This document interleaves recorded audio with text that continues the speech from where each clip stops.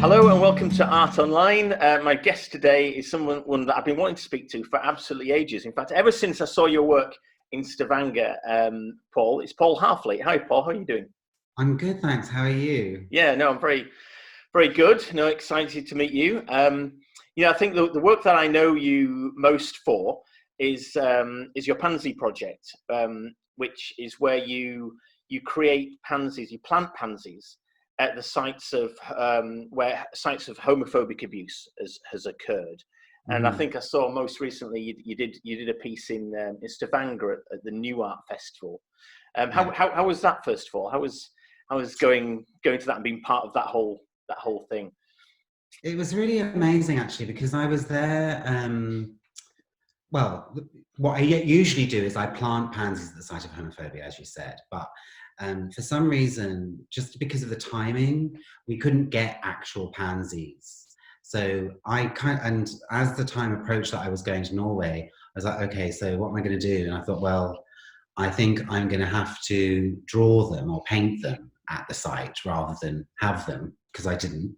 So that's what I did for the first time there. So it was a bit of an experiment actually, and it did work really well.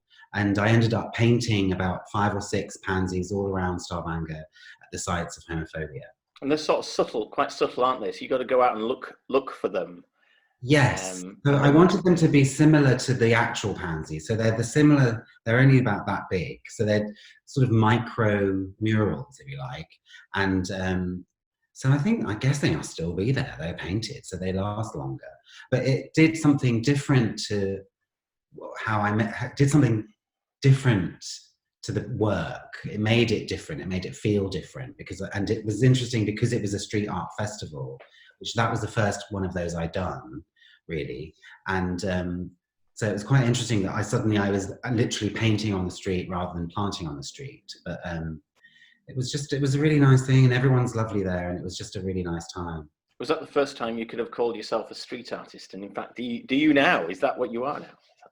Well, it's funny because I don't really call myself a street artist. I didn't, but people have called me a street artist over the years. I've been doing this for 15 years now. And because technically I am making work on the street, even though they're planting flowers, and I plant the flowers and take a photograph and make little films. So technically, I guess I was a street artist, but now I suppose I'm a street artist proper because I'm painting on the streets.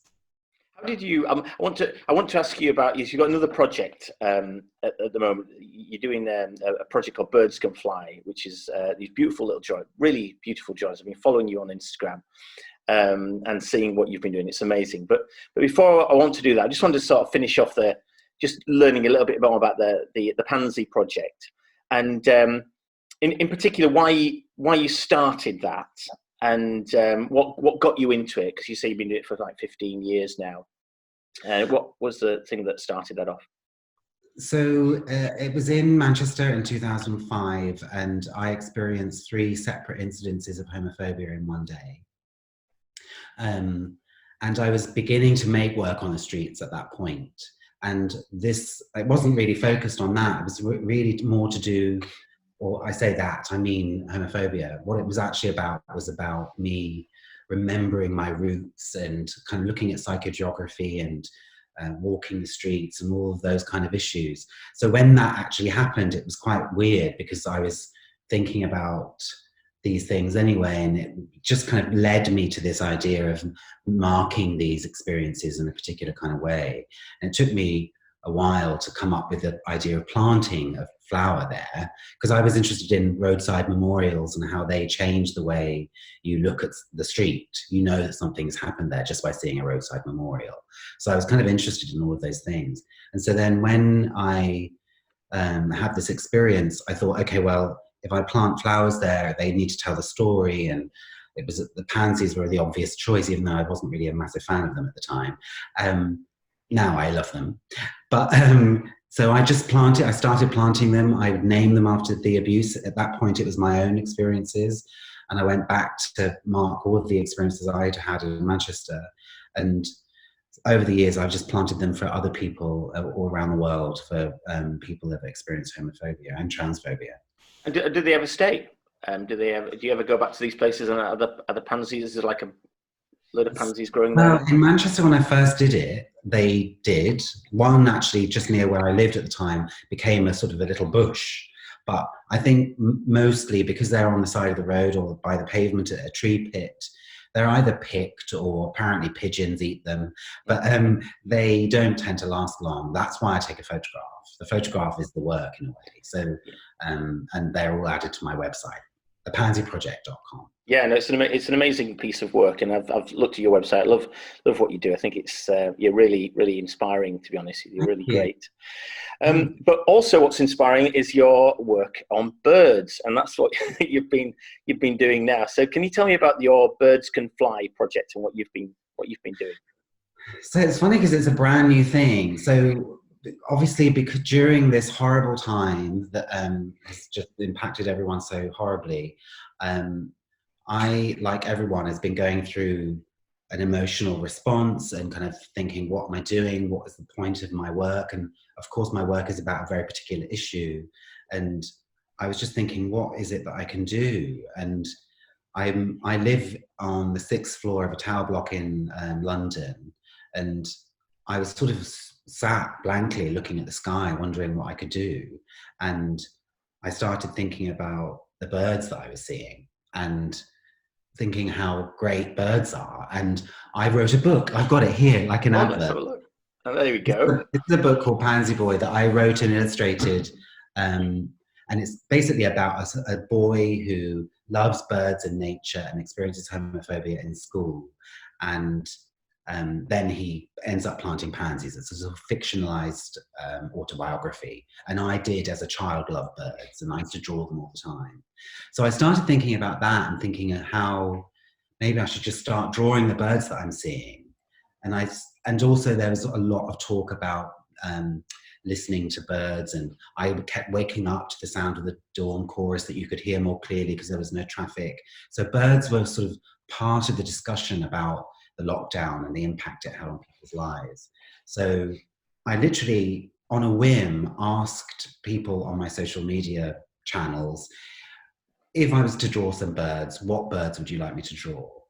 And I didn't really think much of it, but I got loads and loads of requests for people to draw birds that they liked. And they often would tell me a little story about why they liked the bird I was drawing. And there was a really cute one where there was this woman from California, her son loved this hummingbird, an Anna's hummingbird that flies into their garden every day. And he calls it Beep Beep. So, and that's why she wanted me to draw an Anna's hummingbird. So I did.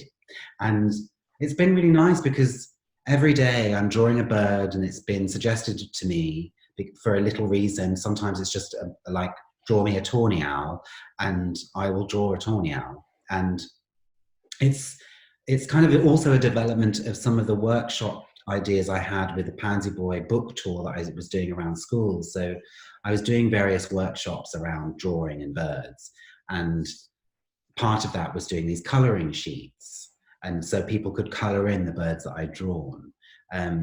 So that's kind of what I did. And so I've been drawing the birds. I've now done 15. And what I also do is I do a black and white version that people can colour in. I do with a little bit of information about the bird and the Latin name, etc., and post them on my website, and people can download them for free. And the idea is that it could be a book. I don't know yet whether I can actually get it to be a book, but at the moment, it's sort of just like a series of drawings and prints. I think I'm going to kind of make some prints of them. It sounds like you've had quite a lot of good public interaction there. And do you think that is just because they're all experiencing this same thing? Because I mean, you know, I've spoken to people on here about it, and it keeps coming back to it. You know, we're noticing things a lot more. You know, the planes are not in the sky. The sound quality is much more pure, so we're hearing the bird song a lot more. It must be quite nice. Yeah. So do you find you're getting a different sort of interaction then on your Instagram and your social media because of what you're doing? Yeah, it's really, you know, I'm quite active on social media anyway with the Pansy Project. And it's funny because it's the Pansy Project. And now I'm just sharing all these birds. It's a bit weird, but I keep trying to explain it. But it's been really nice because people who like my page on Facebook are really engaging and talking about it. And it's just really nice to have those conversations about something that isn't about the virus and the pandemic. Part of my thinking was that if I share these drawings online, it kind of punctuates everyone's feeds with something that isn't about the pandemic. So it's trying to contribute something a bit more pleasant to look at and think about, rather than all of the horror that we're hearing and seeing. And what's your sort of living situation? Do you get a chance to see birds up close? Do you manage to see them or walk around? How do you interact? Well, I go for walks around the parks around me, and every morning, well, not so much now, but I think because dawn is so much earlier, but there was a time when dawn was about 6, and that's when I wake up anyway. And all the birds are going to be arising, and I would hear them, and the geese would be flying by. And I'm in East London, and there's parakeets that fly right by the balcony, and there's crows and seagulls and pigeons, and it's I suppose if you look for it, it's there. And I can see the blackbirds, and I've got binoculars, and I'm looking at the blackbirds and chaffinches, and I'm seeing them in this urban area. So I do see them. It's quite nice. Occasionally a pigeon will land on the balcony, and I'm like, hello, because it's literally, I'm on my own. I'm living alone at the moment. So it's literally, I'm saying hello to the pigeon. And that's the only that's not a person, is it? It's the only interaction I'm having with not human, Jesus. It's kind of the only interaction I'm having with life is looking and talking to the birds. Clearly, I'm a bit insane. It's surprising how much greenery there is actually in East London. I mean, one of the places I like is the Tower Hamlets Cemetery Park. Love going up there. There's the canals. There's lots of little. If you're a bird and you're sort of flying, you must see loads of little patches. Yeah, well, because I'm on the 7th floor, and I can see lots of the little parks. So I'm looking over, and the Shard is there, and Canary Wharf is over there. So there's lots of parks around, and it has been nice. It has been a comfort to me. Seeing the birds has been a comfort, especially because I'm slightly, like everyone, I think, is up and down with how I'm feeling. I'm actually having quite a good week because I'm being productive, but a couple of weeks ago I was just like blank, utterly blank. And I suppose also the drawing has helped my mental health. It's given me something to focus on and to do that is not just looking at the news and listening to the news and kind of being in that environment. I suppose it's about having something positive to focus your mind on, and in doing that, how that supports your own mental well-being in a time like this. And it's just having that thing to hold on to sometimes, isn't it? Yeah, and I'm sharing that. Today I've been recording a workshop that I've been doing in schools, and it's about drawing to the sound of birdsong. Oh. So I'm going to be sharing that soon. I just filmed it, so it's going to take me a while to edit. But I do it in schools, and it's really fun. And it's about encouraging people to draw, because people are intimidated about drawing, I think. And it's actually easy. It's easy for me to do it, but maybe I'm just lucky. But the drawings I'm making with birdsong, it's not about how it looks really, but they are actually really beautiful because you're just making marks to the sound of birdsong. Oh, right. So people instinctively, you hear the song and they're just doing what feels right. Is that how it works? Yeah, so I play this, I tell them to get the pen in the middle of the page, close their eyes and make a mark when they hear the sound of the bird. And it's that simple. And then you look at it when you've opened your eyes and you've got a drawing of a bird call, and it's a perfect conceptual drawing of a bird call. And it's, every time I do it, I always love all of the drawings. They're just so nice because everyone does something different. And that's something that is completely universal. You can do it anywhere. And it's a really lovely thing to do. And I've just done them to myself, and they've gone, oh, that's really nice, because that's how mad I am now. But it's that kind of thing. But hopefully other people will do it. And I did another drawing workshop about how to draw a pansy a couple of weeks ago, which is quite nice because it's giving me something else to do. But, yeah. And are there any particular birds that you enjoy drawing most, or any particular ones that you have more of an affinity to? Well, for the consistency, I'm drawing on a square pad, which is quite small. So it's easier for me to draw the smaller birds. the bigger birds are harder to draw on that page. But I suppose I'm having a weird time with myself because I'm like, oh, that's good, well done. And I'm actually having weird interactions with myself going, oh, that's a really good one, or that's not good. And I did a seagull the other day, which I just didn't like. But I did a flamingo yesterday, which is really nice. And I find something nice about all of the birds. I just love birds. I always have. They're just a fascinating thing to me. And I'm looking forward to doing some more exotic birds because of social media. And I'm asking all of my social media followers that they're all over the world. So I'm getting quite weird exotic birds. The hummingbird was fun. And I love the hoopoe, it's fun. Oh, and yes. So it's kind of like it's a funny, the way that bird books and the way that everything is categorized is always about songbirds or birds of prey or however. So I'm thinking about how I categorize this collection of drawings because they're not in any way connected to themselves in terms of species. There's a hummingbird and an owl and a pigeon and a flamingo. There is no connection to them, but other than the fact that I'm making them at the time I'm hearing about them. And I know what I'm doing the next couple of days, so it just depends. Do you want me to draw you one? Oh, I love a bird. What bird would you like me to draw you? Kookaburra.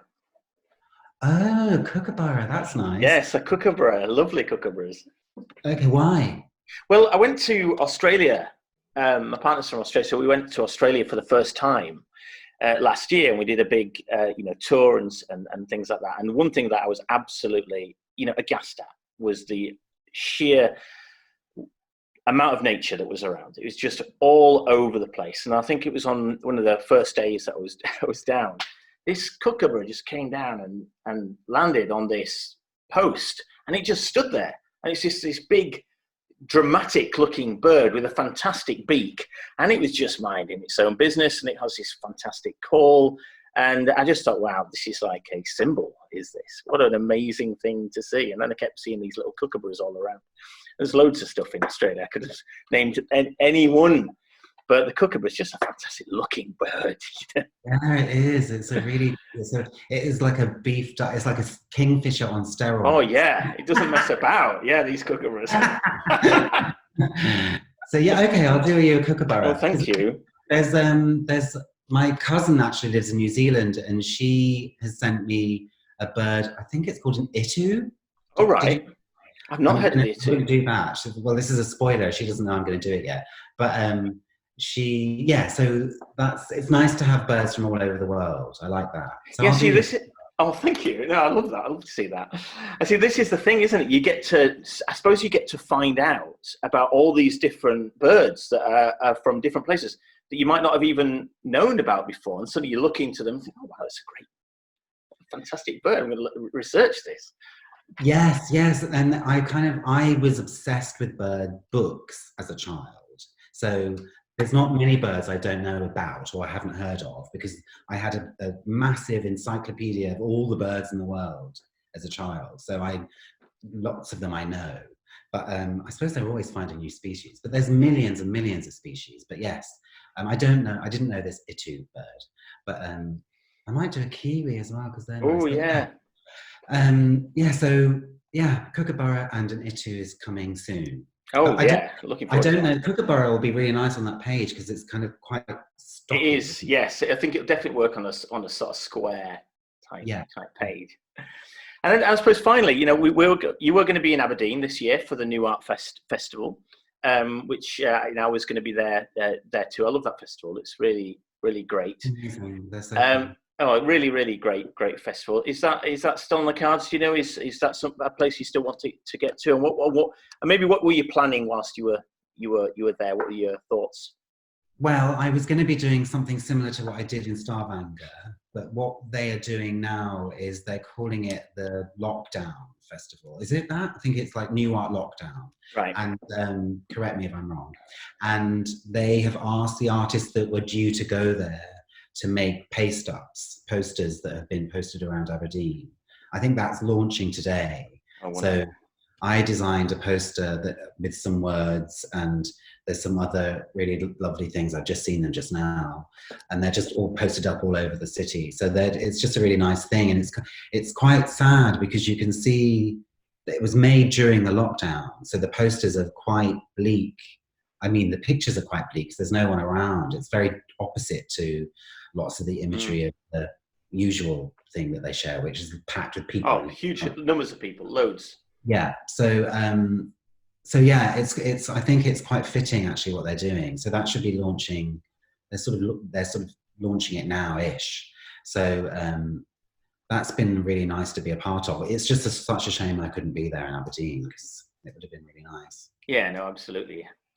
Well, I'm looking forward to seeing that. I think, yeah, it's still nice, isn't it? It's still nice that even in lockdown, we can still generate art and public art at that. Even though we're all in different places, we can still get it up to these cities and still put it up there. I suppose it's interesting that I feel like I am an artist. You know, sometimes you're like, oh, well, I don't know. As an artist, you sometimes think, what is the point of being an artist when there's nurses doing something vitally important at the moment? And what's been nice about the project, the Birds Can Fly project, is that people are saying, oh, this is really a lovely thing to see, and it's given me some sort of hope. And it's then you're kind of thinking, okay, well, I do have some function in this world. Brings a bit of joy, doesn't it? That's what it is. Brings a bit of joy and happiness. Yeah. So, yeah. Paul, really enjoyed talking to you today about birds. Absolutely love that. Thanks so much for talking to me. And yeah, have a great rest of your week. Thank you. And you. Bye. Bye.